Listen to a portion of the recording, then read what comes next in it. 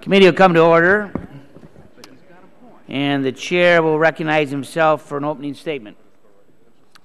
Today we're going to mark up H.R. 702 to adopt to changing crude oil market conditions to improve our energy policy to reflect the realities of 2015 and beyond. With regards to H.R. 8, which was on our schedule, the North American Energy Security and Infrastructure Act of 2015, our work continues. We launched this process over a year ago, and while we've made a good number of strides, we do need some more time as discussions continue, and I appreciate that dialogue with Republicans and Democrats.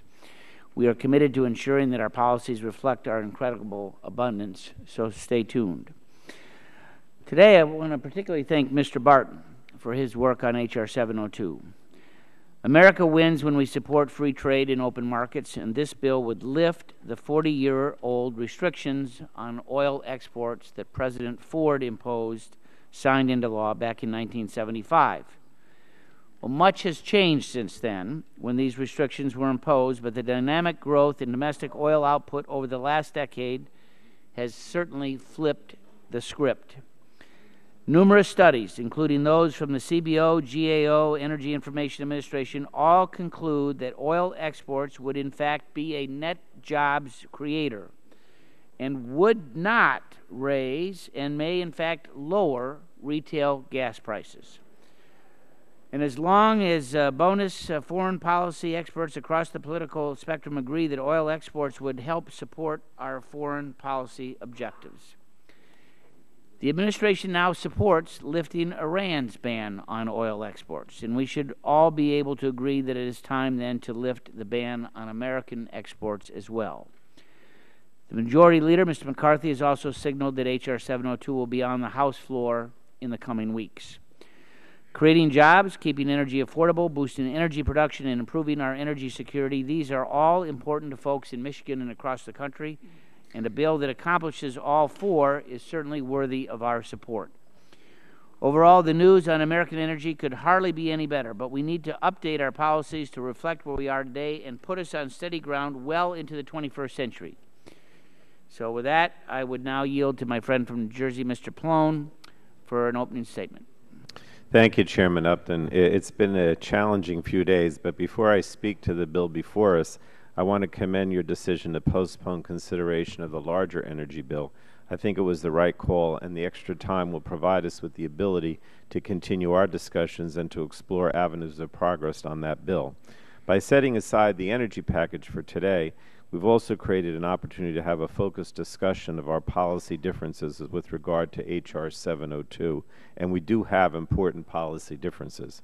H.R. 702 is a blunt object which broadly undermines 40 years of protections for national security, our economy, consumers, and the environment. This bill looks backwards rather than even considering the possibility of developing new energy solutions for our nation's future. And H.R. 702 does not just undermine current protective authorities related to crude oil. The legislation also prohibits any federal official from taking any action at any time if it might restrict or enforce a restriction on the export of oil. And that's very troubling to me. What's more, the term restriction is so vague that it would presumably prohibit a host of other restrictions, such as the required use of U.S. flagships under the Jones Act or the closure of a port for national security reasons. So let's be clear. The President has already stated that he opposes this bill.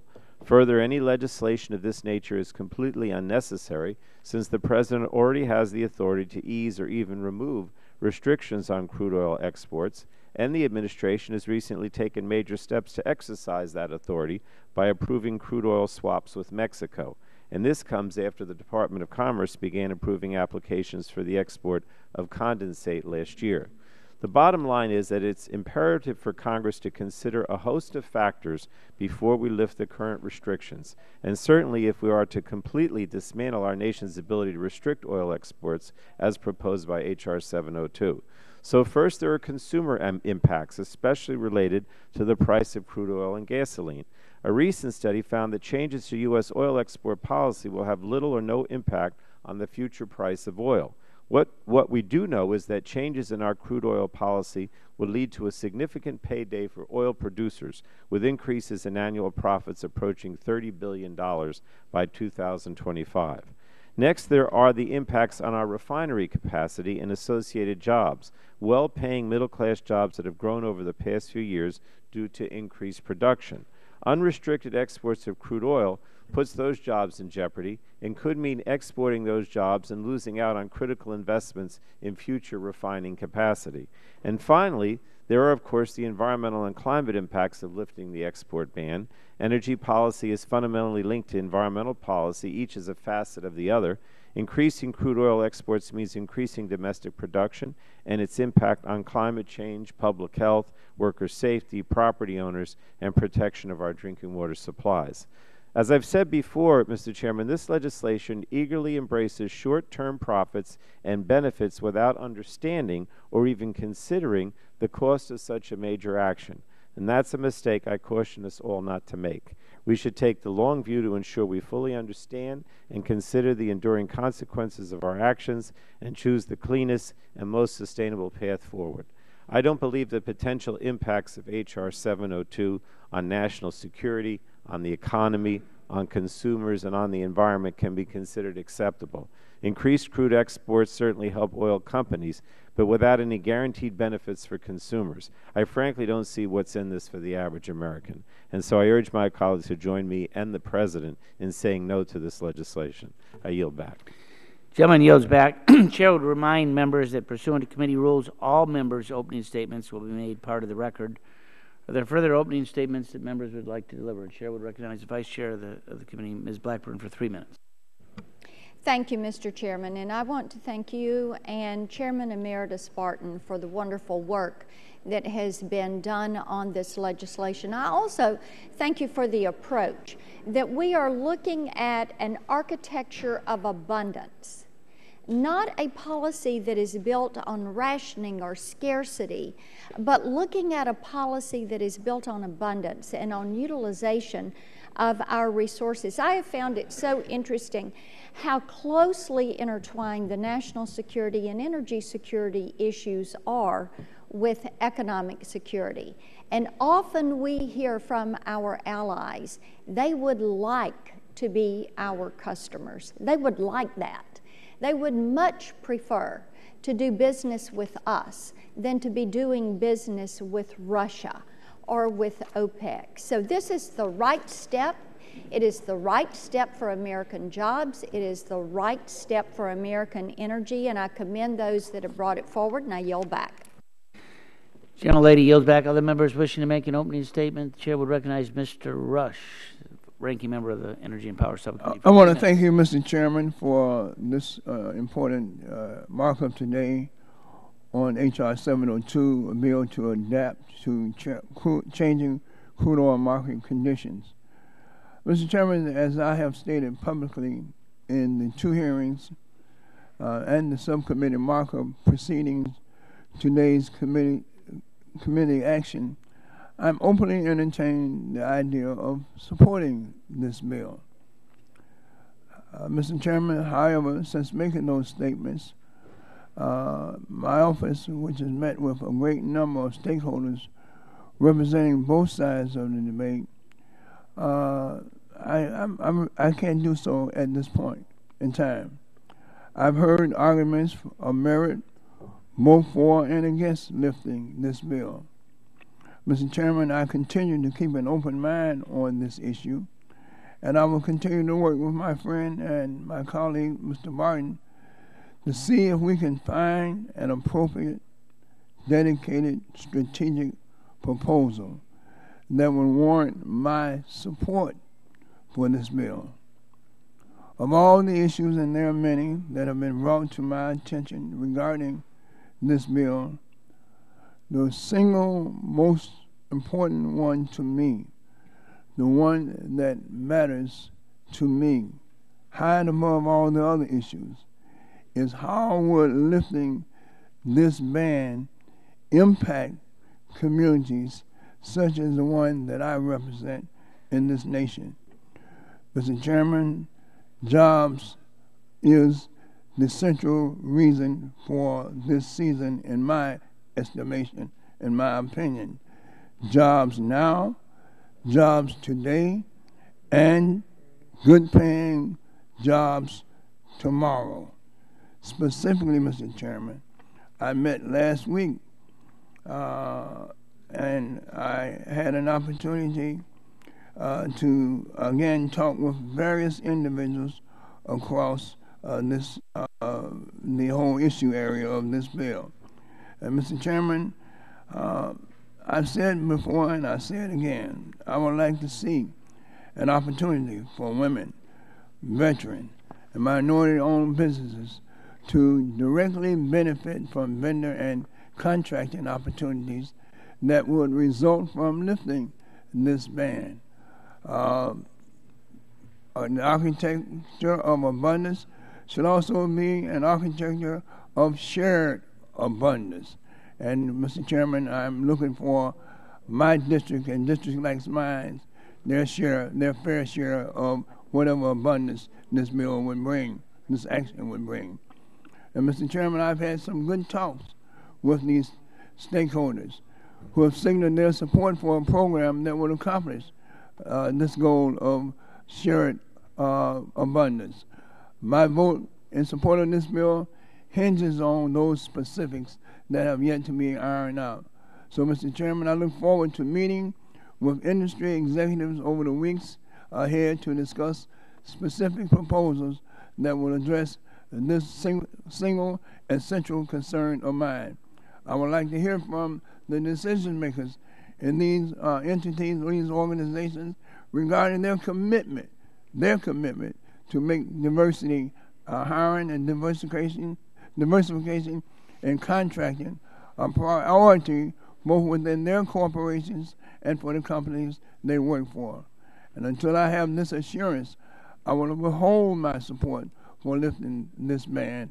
But again, I look forward to working with my friend and my occasional partner, Mr. Barton, to get to a point where my concerns are not only placated, but that we have some substantial programs in place for those who have suffered decades-long chronic unemployment in districts like mine and in my own district.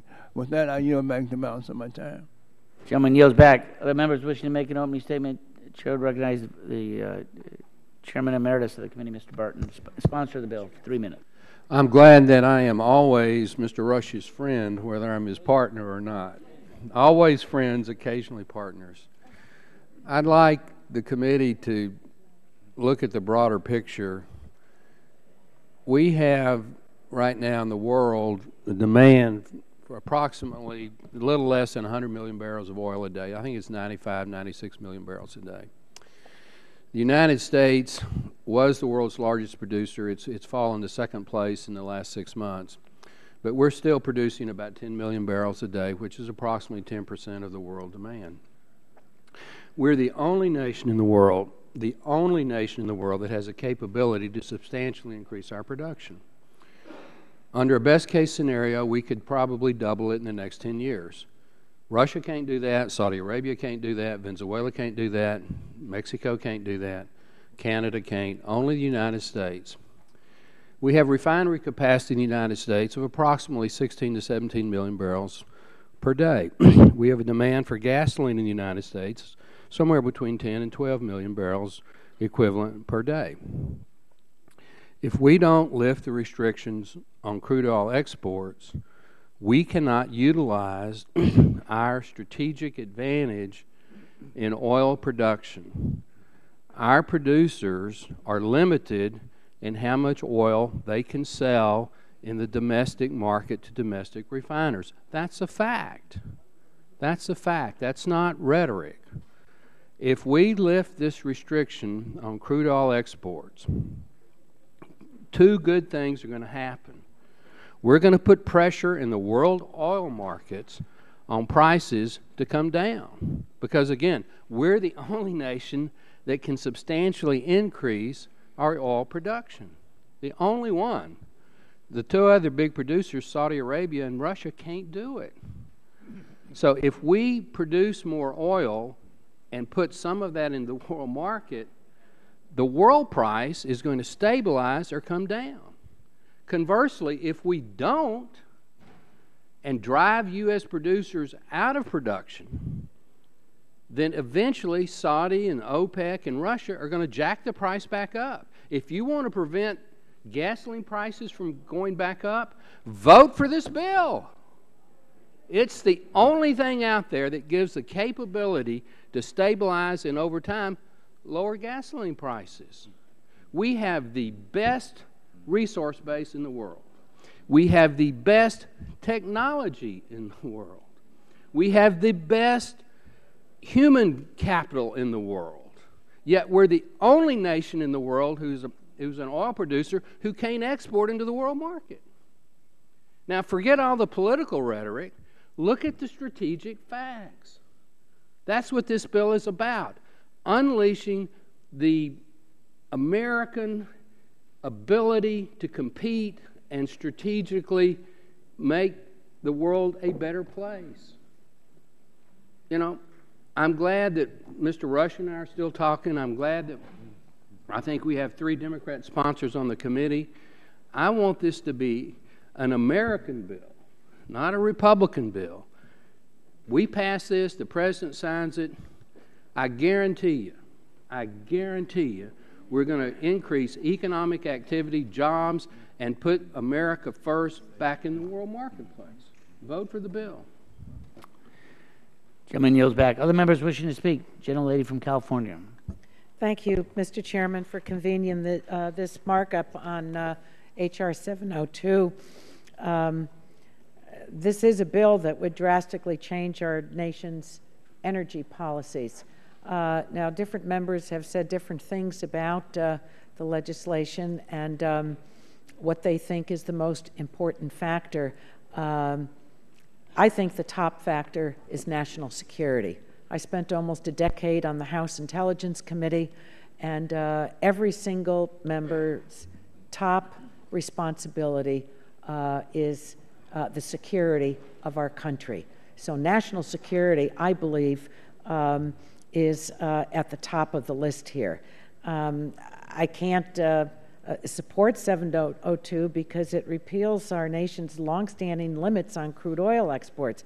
Now, after decades of bipartisan commitment to energy independence, we're now considering legislation that will not allow any limits on oil exports regardless of global price spikes, oil embargoes, or other threats to our national security. I think that's pretty serious. Even during our current prolonged boom in domestic oil production, the U.S. still imports 26% of our oil. Now, in addition to the national security implications, it's also unclear whether lifting the ban on crude exports would even benefit consumers. A recent report from the Energy Information Administration found that lifting the ban would, in the best case scenario, not worst, but best case scenario, reduce gas prices at the pump by 2 cents, by an average of 2 cents per gallon in the 2025 period. Now, so who wins? Who wins and who loses? The clearest impacts of the bill, obviously, would be the oil companies, and the downside, obviously, where they really take a hit would be the environment. Now, the same EIA report found that repealing the crude export ban would increase oil producers' revenues by $30 billion in 2025. So I think that there's an imbalance here. Again, what is the most troubling to me are the national security aspects, because what the language of the bill, again, does not allow any limits on oil exports, regardless, as I said previously, global price spikes, oil embargoes, or other threats to our national security. I'd also like to bring to the attention of members, Mr. Chairman, a letter that Congressman John Garamendi sent to both you and Mr. Pallone and all members of the committee. And while the Jones Act is not within the jurisdiction of our committee, he, I think, makes very, very important points in his letter relative to doing much more for our national security by requiring that oil and LNG exports be on ships built in American shipyards and sailed under American flags by highly experienced officers and crews, and that requirement would keep our shipyards, which are critical to the production of naval vessels, vibrant and technologically advanced, and a merchant fleet that would be of sufficient size to meet any national emergency. So I think that he makes excellent points. I don't know how many members have read the letter. You all received it. But I think it's worth your either rereading or asking your staff to give to you, because in this whole debate, I think that the points that he makes relative to H.R. 702, the issue before us, are very important. Thank you, and I yield back. Gentlelady's time has expired. Other members, Chairman of the Energy and Power Subcommittee, Mr. Whitfield, is recognized. Mr. Chairman, it is time for the U.S. Congress to pass legislation to remove the impediments of the export of crude oil in America. Opponents of this bill frequently say the President has the authority to do it. But the President has been in office now for 7 years and has never given any indication, in fact has said that he's opposed to this. So the mere fact that the President has the authority and is not doing it, and the Congress has the responsibility and believes that it is in the best interest of the American people to do it, that's why we're here today. And I believe that many people who are opposed to it frequently talk about climate change. They talk about damage to the environment. But I think if you talk to refugees around the world, you talk to people in Africa, you talk to many people in any country, and they don't view that climate change is the #1 issue facing mankind, which is what the President believes. Most people in America today are more interested in a good job, reliable electricity. Around the world, people are looking for clean water. They're worried about living tomorrow and today. They're not all that concerned about climate change. And let me just say this, America doesn't have to take a back seat to anyone on climate change. We've done more as a country to address this issue than others. We recognize that the climate changes, but that is not an excuse to prevent the export of oil. Now, the President has entered into an agreement allowing the Iranians to export their oil, but he's not willing to allow Americans to export their oil. And so I think all of us believe in the free market system, so I urge my colleagues respectfully to support 702 to help increase energy jobs, affordability. We have countries from around the world coming asking for our products, and America should not be the only country in the world that is not allowed to export their resources. And I yield back the balance of my time. Other members, the gentleman from Texas, Mr. Green.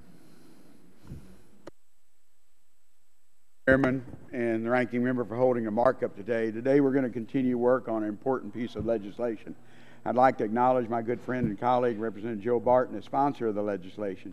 Joe and I have worked for many years together on energy legislation and other bills. The policy we're discussing today has more than 40 years of legislative history. So I think the decisions we make should be prepared to stand the test of time. Originally, I had 2 serious issues with H.R. 702 as drafted. But after many talks with Congressman Barton, I hope to resolve these issues today. First, the bill doesn't provide the federal government with an opportunity to be a partner with industry in the exportation of a natural resource. I have an amendment that will restore the President's power under emergency situations that both President Obama and President Bush have used to dealing with exporting crude oil like any other authority. Second, the bill defines that no provision of law or federal official may restrict the export of crude oil. When I read that, I read it as impacting the Jones Act, which requires coast-wide trade to be on U.S. flag vessels. We have an amendment, my colleague Congressman Flores and I have an amendment that will have a study of the Jones Act in the bill and H.R. 702, and will not impact U.S. flag shippings. And I have an email from the Seafarers International Union that says that when the amendment's adopted. I'm concerned that our government has no ability to protect our national security, trade sanctions, or defend against potential adversaries by halting exports during times of emergency unless we adopt the amendment. Many advocates equate crude oil to LNG or refined products in exporting. They're all different. I do not. The difference is that the processing of the raw material requires capital investment while adding value and creating jobs. That's what refineries do, and that's what chemical plants do with natural gas. Over the last decade, companies in Balkan Ford in North Dakota, Eagle Ford in South Texas, and the Permian Basin in West Texas has increased U.S. output from 4 million to more than 9 million barrels a day. Also in that time, our downstream refiners have invested significantly in major capital projects to refine more product. According to research I've seen, by 2017, the U.S. refining industry will invest in 20 projects that will add more than 700 million barrels of capacity. In Houston, just one expansion project will cost approximately $400 million on a refinery expansion. That means construction and operations jobs, not just in our district, but in districts all over with that capability. No doubt our producers are facing a difficult situation today due to the low price of crude oil. I've seen literally our service companies lay off thousands of jobs in the oil patch. And under current law, we can export condensate, and we send crude oil to Mexico and Canada. The Commerce Department has done a job on processing these applications for crude oil. The Bureau has a mandate to help U.S. businesses participate in the global marketplace.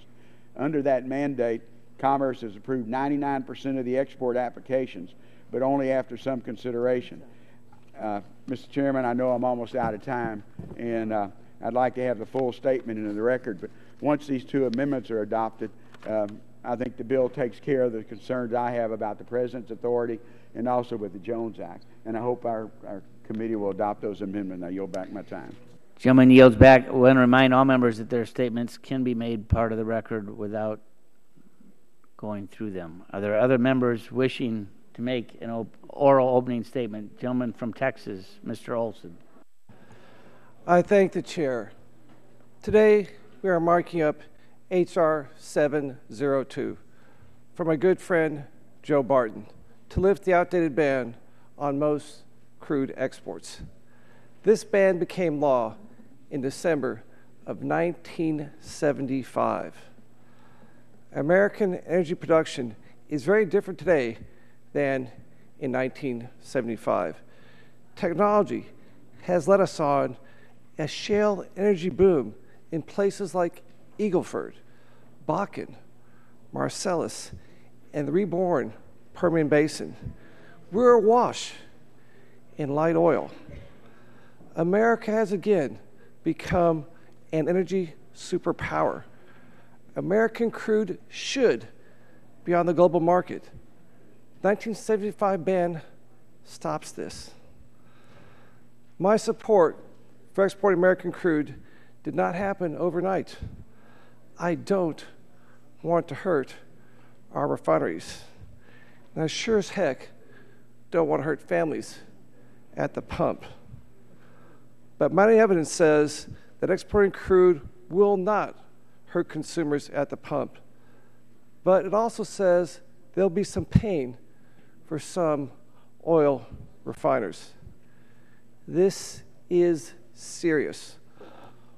Oil refineries are a cornerstone of our American energy economy and play a vital role in the economy of Houston and all of Texas.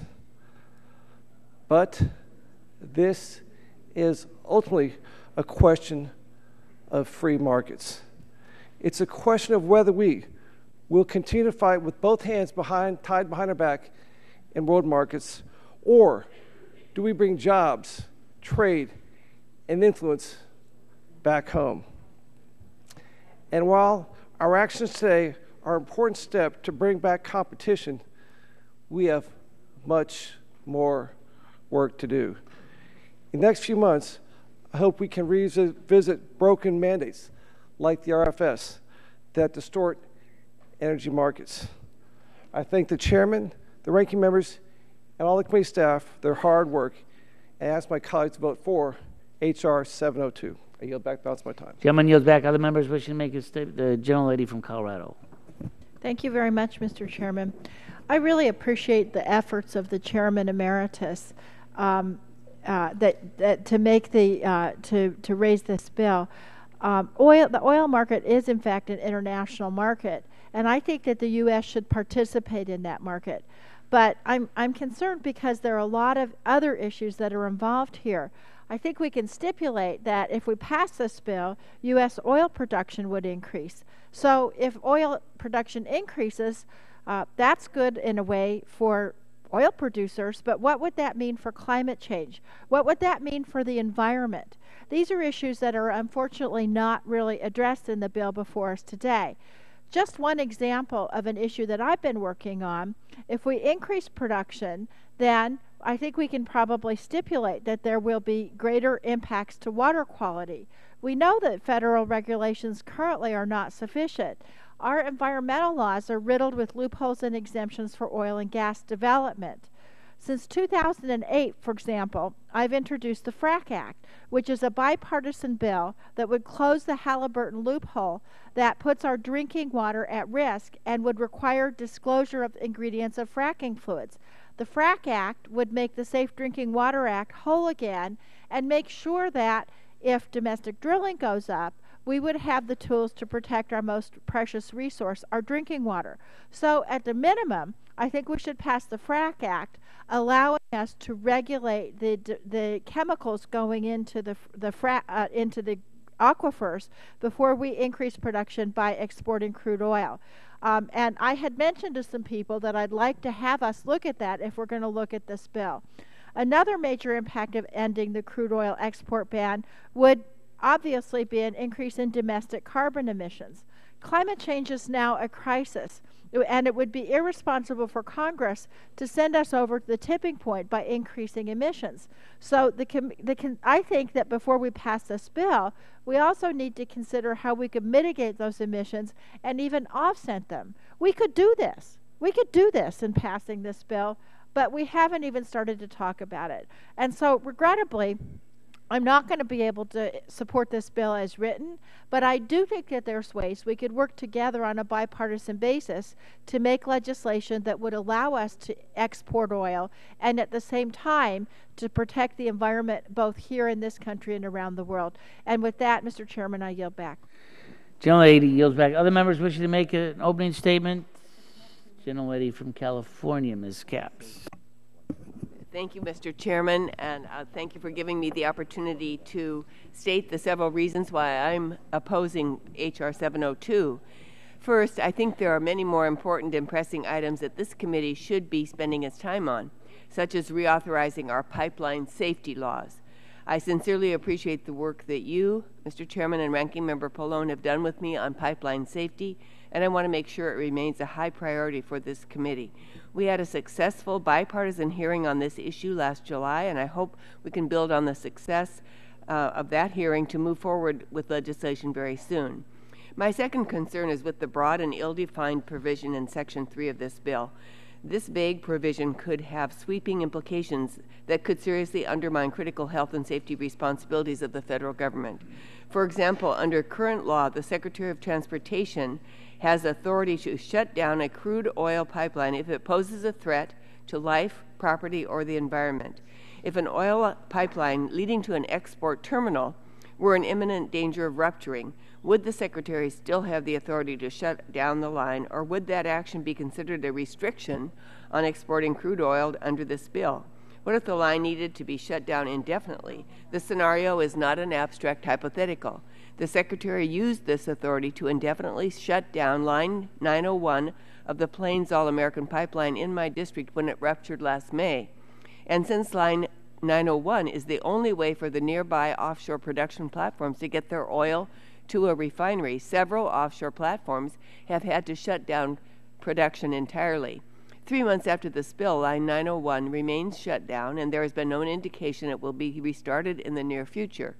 It is not hard to imagine a similar event happening again, and the Secretary's authority to protect public health, property, and the environment during such an event must not be undermined. Yet if this bill were to become law as written, the Secretary's authority certainly would be questioned and possibly even preempted entirely by Section 3 of this bill. In other words, I'm concerned that this bill could create a scenario in which the perceived rights of oil companies to export their oil supersedes our absolute responsibility to protect public health and safety. Even if this provision is fixed, and I hope that it is, I also have serious concerns about the broader implications of lifting the crude oil ban. This bill would allow companies to earn billions more in profits while doing virtually nothing to help consumers. Far too many working families continue to struggle, and we should not be prioritizing the wishes of big oil over the multitude of other policies we could be working on. And finally, the bill would encourage more oil development while doing nothing to offset the harmful impacts on our climate. Our continued dependence on oil and other fossil fuels is not only causing irreparable damage to our planet, it's also costing us billions upon billions of dollars to the impacts of climate change. I oppose this bill, and I urge my colleagues to do the same. And I yield back. Gentlelady's time has expired. Other members wishing to make an opening statement? Gentleman from Indiana. Thank you, Mr. Chairman. I'll be brief. I was in the Czech Republic in early August, and the Czech Republic wants our oil. It's for geopolitical reasons. When we talk about national security, helping our allies in Central and Eastern Europe is a national security issue. Just look at what happened in Crimea. I also find it hard to believe that our colleagues on the other side of the aisle have voted to allow Iran to export their oil, but won't vote to allow America to export our oil. And the last point is, if American companies are profitable, they create jobs, and that's what this is about. I yield back. Thank you. Gentleman yields back. Gentleman from New York, Mr. Engel. Thank you, Mr. Chairman. I'm going to vote against this bill because I still have environmental concerns and concerns about jobs that bother me. But I do want to commend Mr. Barton, and I will agree with the gentleman from Indiana who spoke just before me, that we need to look at this also from a geopolitical point of view. That at a time when Russia provides so much of the energy of Europe, and therefore a lot of the European countries are afraid to oppose Mr. Putin's aggression in Ukraine and other places because they need his oil, we need to not slam the door at the fact in the future of perhaps exporting crude oil or being able to sell to Europe, which is being blackmailed by Russia, American energy. We might have a little more spine and backbone with some of these countries, including our allies like Germany and the UK, who rely on Russia for some of their energy needs, and so they're always afraid to stand up to Mr. Putin's aggression. So I just think that while I won't be voting for the bill today, this is not something that we should slam the door on. We should continue to work on it from a geopolitical point of view. I think it's important, and so I want to tell Mr. Barton that we have had discussions that I want to continue those discussions, but today I'll be opposing the bill. Thank you, Mr. Chairman. Chairman yields back. Other members wishing to speak? A gentleman from North Dakota. Thank you, Mr. Chairman. I thank Mr. Barton for introducing the bill and for the opportunity to have this markup. And I've been listening to the very thoughtful comments of people on all sides, and just a couple of things I want to shed some light on from a North Dakota perspective. We are a state in the middle of the North American continent that was experiencing the outmigration of our young people, the loss of economic opportunity and jobs. But one thing we've always done really well is we've grown a lot more food than we can consume. And we share that food with a hungry world through wide open free markets. And with that food, not only do we feed hungry people, but we influence the world for better things. Trade is a tool of peace and liberty. It's a much better tool than the weapons of war. And this talk of national security as an important component is right on point. And I appreciate our colleague Ms. Eshu's points, but it's upside down. We are the stabilizing force in the world. It is our product, it is our way of life that goes with the product when we sell it to people in need of the product, and we will stabilize the price. Price discovery, true price discovery, can only happen with free, open markets. And I'd rather use the peaceful tools of energy development to hold Vladimir Putin in check than the weapons of war. I'd rather use the peaceful tools of energy development to hold Iran in check than the weapons of war. And so, from a North Dakota perspective, let me just tell you, those of you that keep referring to big oil, I have seen many people, down and out, walk through the valley of hard economic times, rise to prosperity, not because of big oil, but because of their own innovation and the opportunity that the shale revolution has provided them. I have seen ranchers that were barely making it suddenly hiring people. I've seen truck drivers who now have their own companies. I've seen taco stand owners that have gone from barely scratching out a living to making good money and hiring more people. This is not about big oil, at least not in the Bakken of North Dakota. This is about independent oil producers and the vendors and suppliers and service companies that they hire. And it's about the landowner and the mineral owner who's gone from poverty to prosperity. So it's easy to pick big oil as the boogeyman. But at least from my perspective, this is about real people working every day, putting their ideas, rolling up their shirt sleeves, getting their hands dirty to be a part of the American dream. If we could double production in 10 years, that ought to be a noble goal. With regard to the environment and climate change, that's a matter of, not of productivity, that's a matter of demand. But let's use our supply to meet the demand in the global marketplace, become the stabilizing force. And with that, I yield back. Gentleman yields back. Other members wishing to make a statement? Gentleman from Pennsylvania, Mr. Doyle. Thank you, Mr. Chairman. As many members have noted, the energy landscape for America has changed since 1975. This is undeniably true. We're producing more oil here in America than we have in decades. But many things haven't changed since 1975. Our country still uses much more oil than we're producing. Recent data from June of this year shows that the United States used 16.9 million barrels of oil a day, but only produced 9.3 million barrels. Let me say that again. We use almost 17 million barrels of oil. We're only producing a little over 9 million barrels of oil. Our armed forces rely on refined products like diesel, gasoline to mobilize and preserve democracy here and abroad. This bill would permanently lift the ban and remove federal oversight of this critical resource. What if political turmoil in other countries cuts off the great share of oil we import into our country? This legislation effectively removes an important safety valve or mechanism by which we could mitigate this threat to a key energy source for our armed services and our constituents. I'll tell you another thing that hasn't changed. Hard-working American families still rely on good jobs, family-sustaining jobs at refineries. The transportation of oil from the Gulf to U.S. refineries still supports jobs in shipbuilding and steelmaking in the maritime trades, and this bill could destroy the livelihood of many Americans and those industries as well. I think we need to focus on strengthening our refining capacity here at home.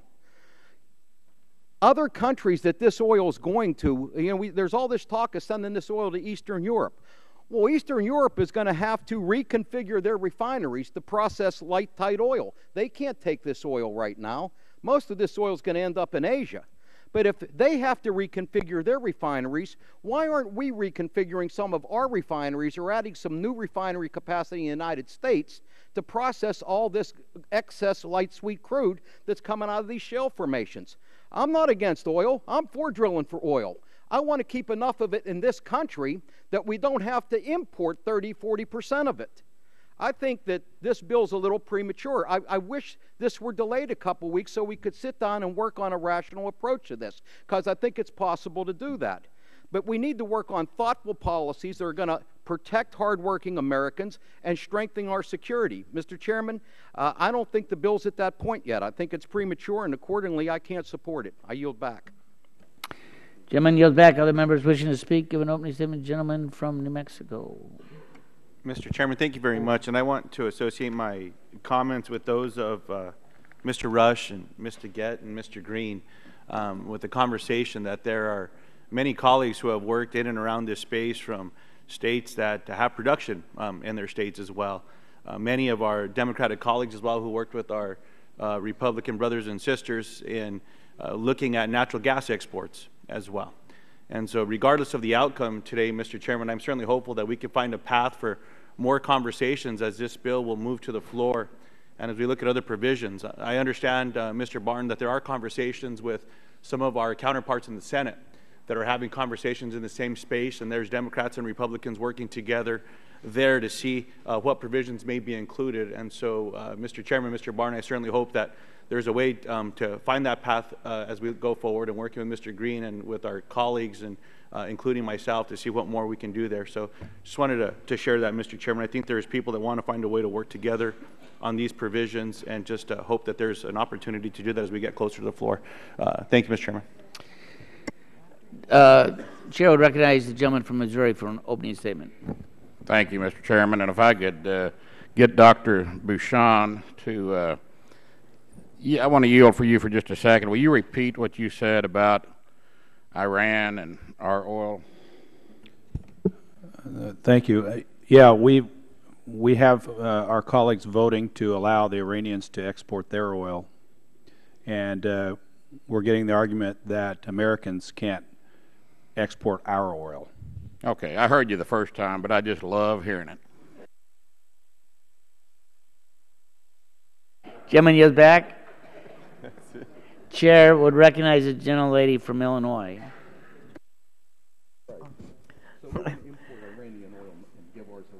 Thank you, Mr. Chairman. I'm glad the committee will not be marking up the North American Energy Security and Infrastructure Act. There are a number of remaining issues that must be worked out, and I am optimistic that we can reach common ground on those issues. The bill we will consider today, H.R. 702, would lift restrictions on the export of crude oil. I strongly oppose the bill for a number of reasons. We don't know what impact this bill would have on gas prices. What we do know is that it will put the profits of the oil, it will pad the profits of the oil companies, and that's not a motivator for me. This bill will also increase public health and environmental risks. With an unlimited market for American crude oil, companies would ramp up production all over the country, in the Bakken, on our coasts, in the Atlantic, Alaskan Arctic. The American Petroleum Institute has already admitted that.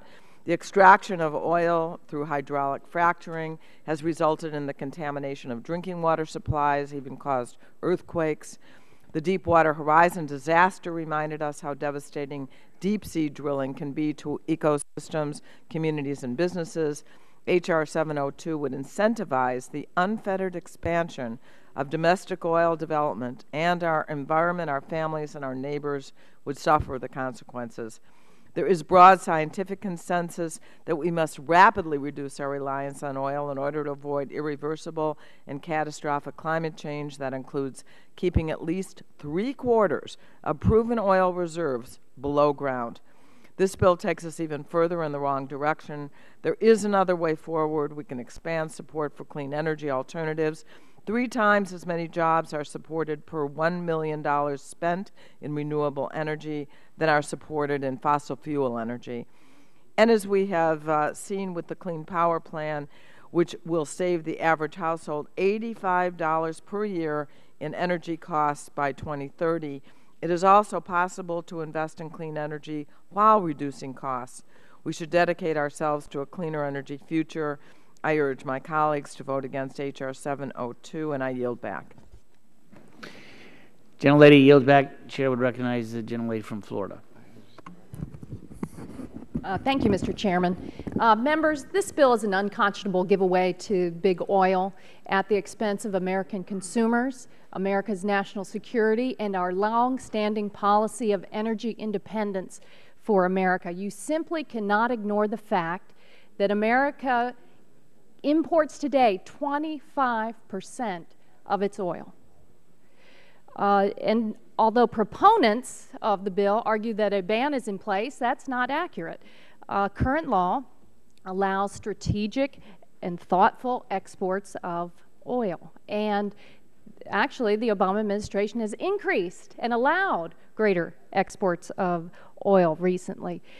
Regarding consumers, any claims that sending oil overseas would help consumers in America are entirely unsupported.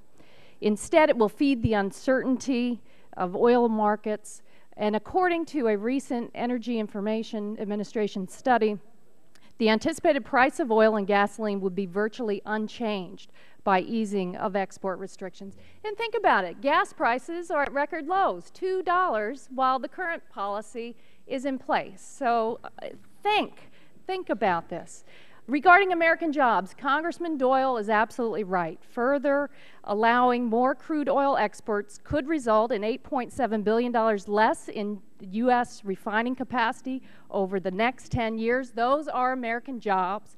The Congressional Budget Office estimates that if the restrictions on crude oil exports are lifted, the prices of domestic light crude oils seen by some U.S. crude oil producers and petroleum refiners will rise. These price increases would be seen primarily by refineries already configured for processing light sweet crude like those on the East Coast.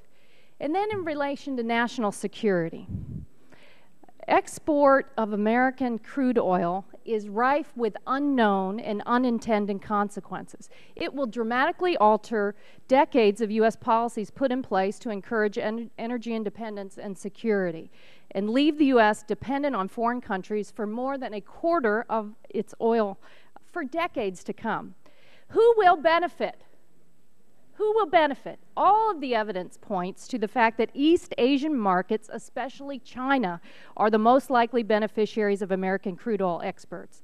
China is the best positioned to become the top purchaser of these exports. So despite the Chinese cyber theft of American technology, cyber espionage, their provocative actions in the South China Sea, this bill will provide a strategic advantage to China. Well, that's a fine gift as President Jinping arrives in the U.S. next week. You'll pass this bill right in time for the Chinese president, and I'm sure he will appreciate it. I'd ask my colleagues in Senate to side with American consumers, American jobs, and our own national security and reject the bill. Gentlelady yields back. Other members wish, gentleman from Oregon. Thank you, Mr. Chairman. I respectfully disagree with much of what's been said by those folks that are against lifting this 1970s relic regarding our oil export ban. This is just not the 1970s. That thing was built around an OPEC-dominant world that is no longer the fact. We're one of the biggest, if not the biggest, oil producer in the world. It's going to stay that way for a long, long time. The shale boom everyone talks about, it's here to stay. World picture has changed. For those that are worried about strategic advantage, we still have the Strategic Petroleum Reserve, for goodness sakes. And this will lower gas prices for Americans. And on the long term, even if you don't believe that, the bottom line is by having American oil in the marketplace, it will be counted towards that price. And we'll be able to keep the price down over the long haul. We can control the marketplace, not the Saudis, not some of our enemies from abroad. We have a much better opportunity. And if you don't believe that, I'll give you a brief list of folks: USDOE, EIA, Federal Reserve Bank of Dallas, CBO, GAO, Aspen Institute, Brookings Institution, Baker Institute, University of California, Berkeley, all say that. So don't get misled by some of the other studies that are frankly not that credible. It'll create thousands of jobs. I mean, this idea we're going to lose jobs over this is ridiculous. We have tons of jobs in the oil fields right now that we didn't have before. These refineries, our U.S. refineries, aren't going away. They're still going to be producing crude. Matter of fact, a number of them are going to probably change over to do the sweet crude, which is what they did about 20 years ago. If it's in their economic interest to process this, they will do so. There's also, frankly, operating engineers, laborers, other trade unions that are coming out in favor of this bill. to create jobs. The trucking industry, rail industry, jobs, jobs, jobs. The idea this is going to hurt jobs by passing this bill, I don't think has any credibility whatsoever. And frankly, if you're an environmentalist, this sweet crude is a heck of a lot more environmentally friendly than the so-called sour crude. So if you want to improve the climate a little bit in a world where oil is going to be produced whether we like it or not, this is the way to go. And it is the right thing to do geopolitically. You know, unless you want to empower Iran and Russia some more, sure, vote against this. I think this would be a huge help in this regard. And frankly, the biggest issue from my standpoint is it's the fiscally responsible thing to do. Our exports are hurting. We have an abundant natural resources here in the United States of America. It's time for us to export some of that, improve our balance of trade, and drop down our fiscal deficit. And this isn't going to be the last word, colleagues. This will go to the Senate. The Senate will amend this bill. There'll probably be some renewable aspects put into this, hopefully things that maybe deal with climate change. I happen to believe in all that. But we got to move the bill to get to that point in time. So I'm going to be voting in favor of it. Thank you, Mr. Chairman. Gentleman's time has expired. Other members wishing to make an opening statement? Seen? Oh, the gentleman from Oklahoma. I'm sorry. I didn't see you before. Gentleman's recognized for 3 minutes. I'll be quick. I just want to make sure we understand the facts. We've heard our colleagues from the other side talk about the imports and how much we're importing into the United States. Please understand, which I believe they know, that this is based on existing contracts. We have record storages right now inside the United States that our U.S. producers have no place to take it to the market. So the facts are that we will buy our own oil. We don't have to export. We have a wonderful amount of reserves. OPEC is at a maximum level of production, and we are just beginning. Who do we really want to buy from? Ourselves? Or a country we know that doesn't have our best interests in mind? So I'm really not understanding the arguments, but I sure wish that people, which I know we don't always use facts around here, but I wish when we're making an argument on this one, we would actually try to give the facts. I yield back. Gentleman yields back. Other members wishing to speak? Seeing none, the chair will now call up H.R. 702 and ask the clerk to report. H.R. 702, to adapt to changing crude oil market conditions. Without objection, the first reading of the bill is dispensed with, and the bill will be open for amendment at any point. Are there bipartisan amendments to the bill? Gentleman from Texas, Mr. Flores. Mr. Chairman, thank you for hosting this important markup today, and I also want to thank my... Does the gentleman have an amendment? I do. Bipartisan amendment? The clerk will report the title of the amendment. Okay. Amendment to H.R. 702, offered by Mr. Flores. And Mr. Green? And Mr. Green. And Mr. Green. All right. The gentleman will be recognized for 5 minutes in support of his amendment. And before he starts, the gentlelady from California. Thank you, Mr. Chairman. I want to reserve a point of order, please. And a point of order is reserved, and the gentleman will be first recognized for 5 minutes in support of his amendment. Thank you, Mr. Chairman. I also want to thank Mr. Barton for introducing this important bill that addresses economic security, economic growth, energy security, and also our national security. And it also addresses the fiscal challenges that our hardworking American families have. My amendment is a fairly simple one. But first of all, let me say that I agree with everything that Mr. Schrader from Oregon said a few minutes ago. Modernizing our energy policy by lifting the ban will create more jobs for Americans while strengthening our economy and our national security. The bipartisan amendment I offer, along with Mr. Green, will make the bill stronger by ordering a study to find out if we could do more, do even more to further all of these goals. Under this amendment, the Maritime Administrator is required to conduct an analysis of the cost of shipping oil on ships documented in the United States to our allies in NATO, Israel, and Japan that have traditionally relied on imports from Russia and Iran. This provision is lifted from identical language that described the use of U.S. crews and U.S. flagged vessels when Congress voted with strong bipartisan support to lift the ban on Alaskan oil exports 20 years ago, back in 1995. We've also talked about how this bill will strengthen our economy and our national security by providing better sources of oil for our allies who share our values abroad. The study my amendment proposes simply gives us more information about the relative cost of shipping domestic oil to our allies. From my decades of experience as a former CEO and CFO in the maritime-focused part of the energy industry, I can say that this amendment will result in more price transparency to alleviate any potential concerns, which in turn brings market stability. As the world's #1 producer of oil and gas, we now have the opportunity to counter hostile regimes in places like Iran, Russia, and Venezuela, and are more able to bring stability to global energy markets. More global market stability strengthens our energy security at home and protects American consumers, particularly those at the lower end of the income scale. I would hope that my colleagues would support this important, non-controversial amendment. And at this time, I'm happy to yield the balance of my time to my colleague from Texas, Mr. Green. Mr. Green. Thank you, Mr. Chairman. I want to thank my friend for offering the amendment with me. The U.S. maritime industry is a vital part of our national economy. We move cargo by water than by any other means in transportation. Over many years, I've represented the Port of Houston. The port is a crucial source of jobs and revenue for our community. Many folks I represent work in the maritime industry. We are going to seriously consider exporting national resource, and the U.S. should benefit first. The text of the amendment offers a chance to study exactly what the effects would be. More importantly, it would provide the information we need to improve the outlook for U.S. vessels and maritime workers. I'm pleased to work with others who have ports, rivers, or harbors to ensure that U.S. seafarers benefit from this change in policy.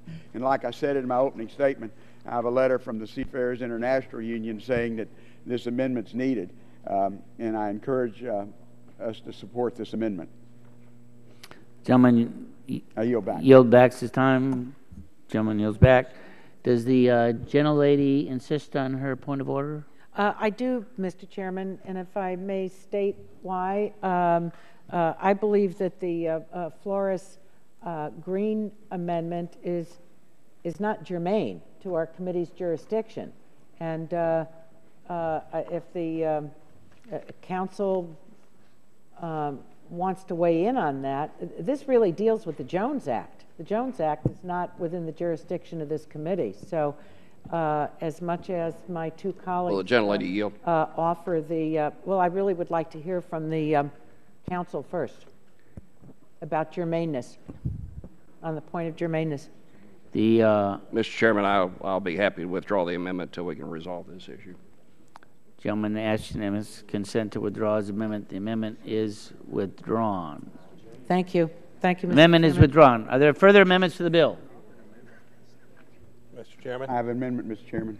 Gentleman from Texas has an amendment at the desk. The Chairman, the clerk will report the title of the amendment.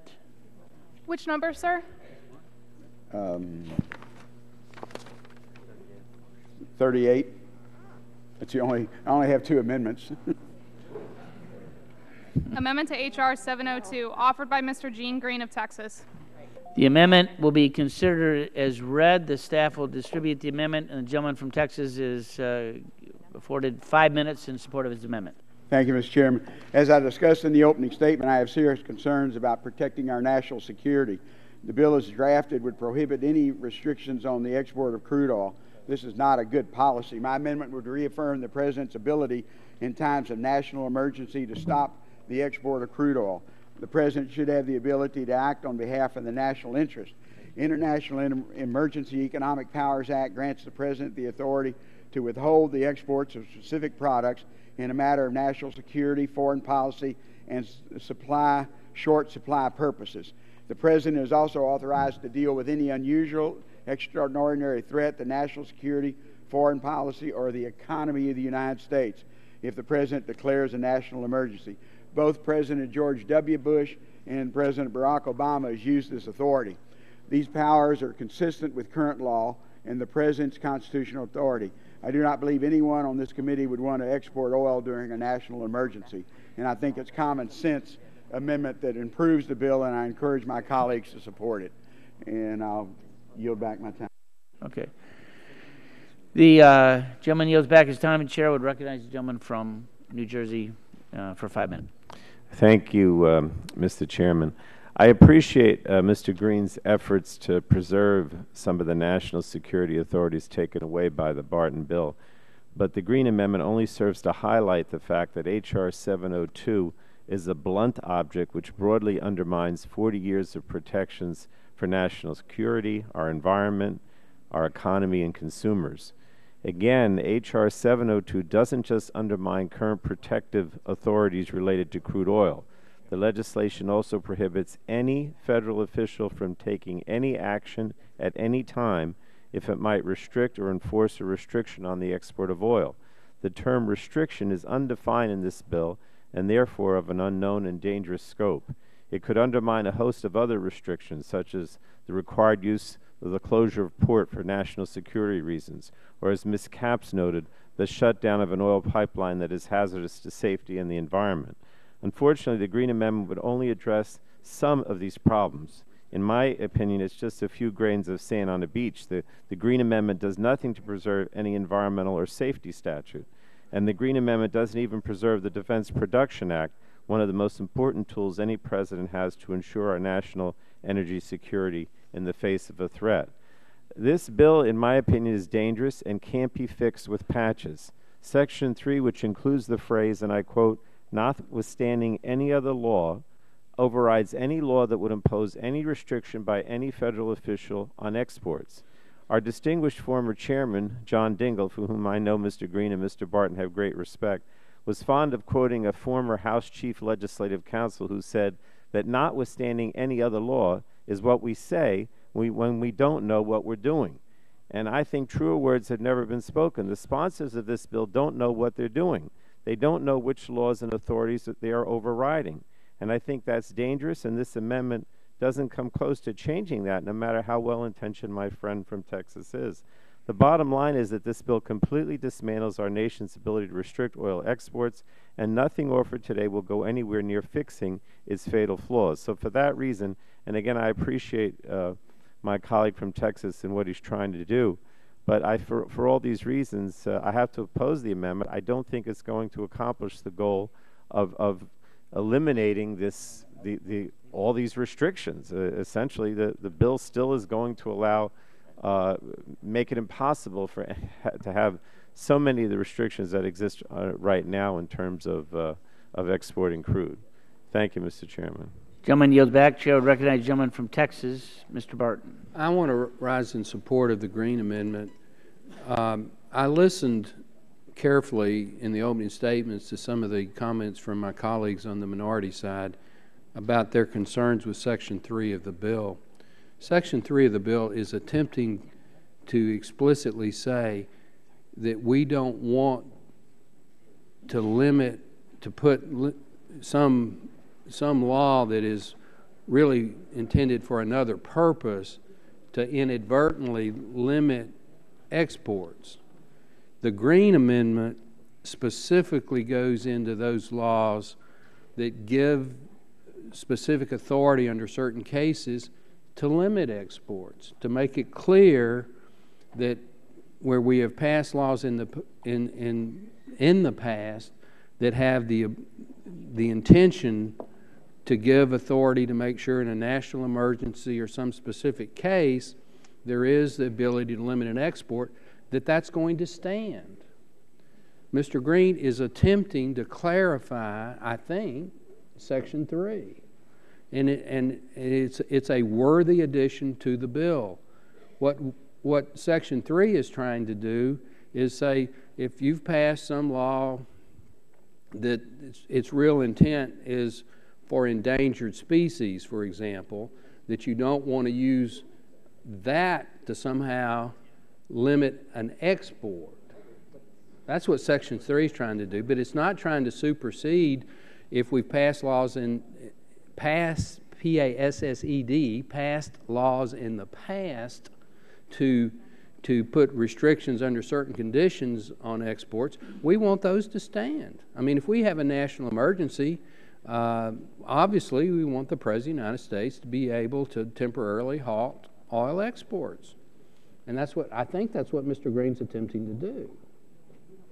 I'd be happy to yield to Mr. Green if he wants me to. Thank you, Joe, for yielding. All I'm going to ask members is it's on your desk, is the language of the amendment. I would like to take Section 3 out because I think it's way too broad.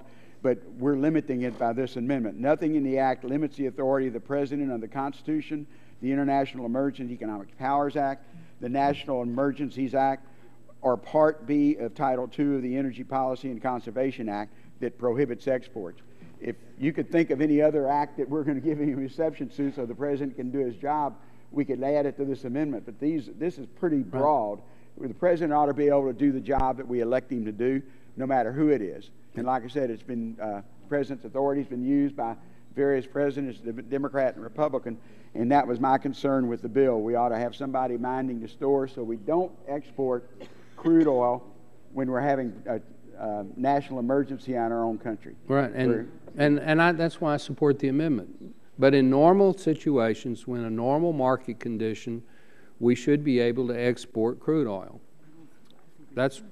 So we're trying to clarify that there will be times in the future, hopefully not, but possibly, that we may have to put some limitations. But in the general sense, when you have normal market conditions, we don't want explicit restrictions on the export of crude oil.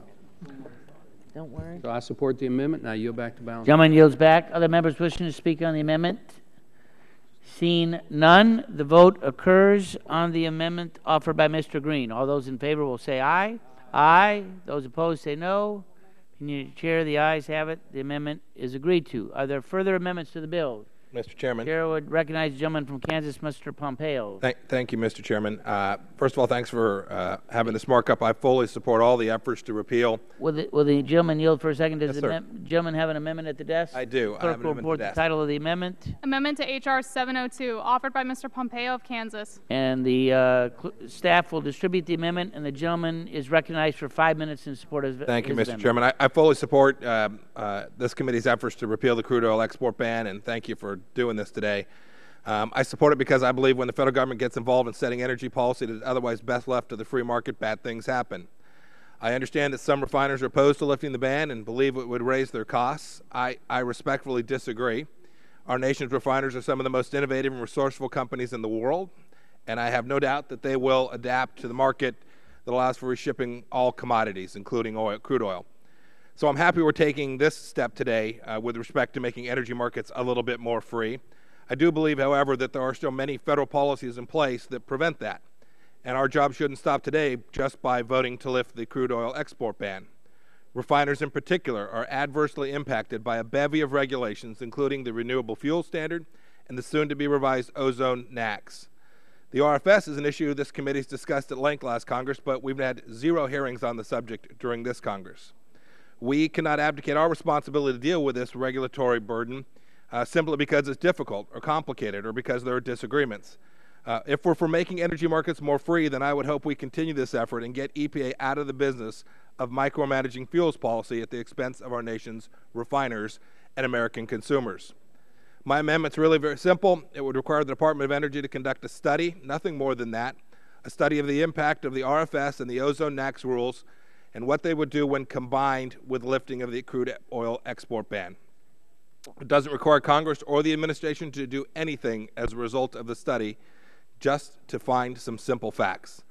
I hope it serves as a jumping off point to begin a real discussion in this committee to reform these regulations such that we can get rid of the barriers that increase cost to consumers and put burdens on U.S. refiners. And with that, I yield back. Does the chair might ask a question? Is the gentleman prepared to withdraw his amendment? Mr. Chairman, I'm happy to withdraw the amendment. I had a chance to speak with you and Mr. Barton. You both agreed we could revisit this at some point later, and with that commitment, I'm happy to withdraw the amendment. You don't have to use the word happy. Yeah, but Chair accepts. I am prepared prepared to withdraw the amendment. Just wanted to clarify your remarks so you don't have to revise and extend. The amendment is withdrawn. Are there further amendments to the bill? Mr. Chairman, I don't have an amendment. I'd like to strike the last word. Gentleman is recognized. I wasn't given I didn't take the opportunity to speak on Mr. Pompeo's amendment, but I want to go on the record to say that his concerns are worthy, and I support those concerns. And I do hope perhaps we could do a hearing on some of these concerns, and when we have a at the appropriate time, a vehicle to act on those concerns. But the issues that he raised in his amendment are worthy of being raised, and I want to commend him for taking the opportunity to, and the time and effort to prepare the amendment. And I also want to commend him on having the judgment to withdraw it at this point in time. Gentleman yields back. Are there further amendments to the bill? Seeing none, the question now occurs on favorably reporting H.R. 702 as amended to the House. All those in favor will signify by saying aye. Aye. All those opposed say no. Roll call is asked. The clerk will call the roll. Mr. Barton? Yes. Mr. Barton votes aye. Mr. Whitfield? Yes. Mr. Whitfield votes aye. Mr. Shimkus? Yes, sorry. Mr. Shimkus votes aye. Mr. Pitts? Mr. Pitts votes aye. Mr. Walden? This is it. Mr. Murphy? Is that done? Mr. Burgess? Mrs. Blackburn? Mr. Scalise? Mr. Lotta? Mr. Lotta votes aye. Mrs. McMorris Rogers? Mr. Harper? Mr. Harper votes aye. Mr. Lance? Mr. Lance votes aye. Mr. Guthrie? Mr. Guthrie votes aye. Mr. Olson? Mr. Olson votes aye. Mr. McKinley? Mr. McKinley votes aye. Mr. Pompeo? Mr. Pompeo votes aye. Mr. Kinzinger? Mr. Kinzinger votes aye. Mr. Griffith? Mr. Griffith votes aye. Mr. Bilirakis? Mr. Bilirakis votes aye. Mr. Johnson? Mr. Johnson votes aye. Mr. Long? Mr. Long votes aye. Mrs. Elmers? Mrs. Elmers votes aye. Mr. Bouchon? Mr. Bouchon votes aye. Mr. Flores? Mr. Flores votes aye. Mrs. Brooks? Mrs. Brooks votes aye. Mr. Mullen? Mr. Hudson? Mr. Collins? Mr. Collins votes aye. Mr. Kramer? Mr. Kramer votes aye. Mr. Pallone? Mr. Pallone votes no. Mr. Rush? Mr. Rush votes no. Mrs. Eshoo? Mrs. Eshoo votes no. Mr. Engel? Mr. Engel votes no. Mr. Green? Mr. Green votes aye. Mr. Gett? Mr. Gett votes no. Ms. Capps? Ms. Capps votes no. Mr. Doyle?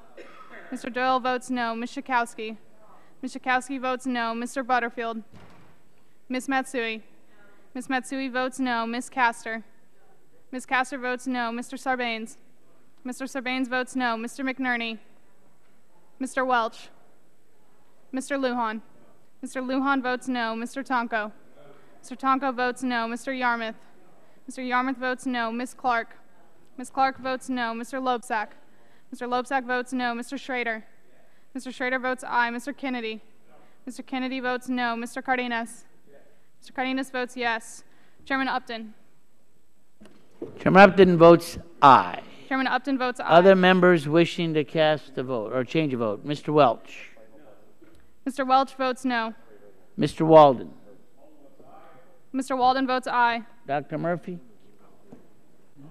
Dr. Murphy votes aye. Dr. Burgess? Dr. Burgess votes aye. Other members wishing to cast a vote? Oh, sorry. I don't know. Other members wishing to cast a vote? I understand we have one that is on a horse getting back here. Is he close? On his way. Where is he on his way? Mr. Chairman, how am I recorded? Gentleman from Texas is recorded as aye. That's the way I want to be recorded. Make sure. I'll give him 10 seconds. All right. Clerk. All right. We're going to hold for one member who's on his way. Here he is. He made it within 10 seconds. And Mr. Hudson. How is Mr. Hudson voting? It's on final passage as amended. Mr. Hudson votes aye. Mr. Mullen. Are there further other members wishing to cast a vote? If not, the clerk will report the tally. Mr. Mullen votes aye. I have to make a statement. Yeah. Somebody else? I'm sorry. How is Mr. McNerney recorded? Oh. He wasn't in that other 10 seconds, but we'll give him an extra 10. We'll go. Is he on his way? Clerk will stand off for a moment.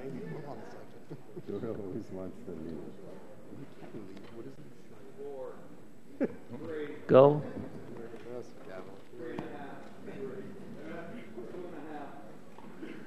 This reminds me of that Penn State game last year. It went a little too long.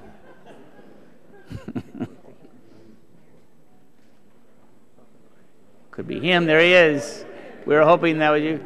How is Mr. McNerney recorded as voting on final as amended? Votes no. Mr. McNerney votes no. Okay, now the clerk will report the tally. Mr. Chairman, on that vote, there were 31 ayes and 19 nays. 31 ayes, 19 nays.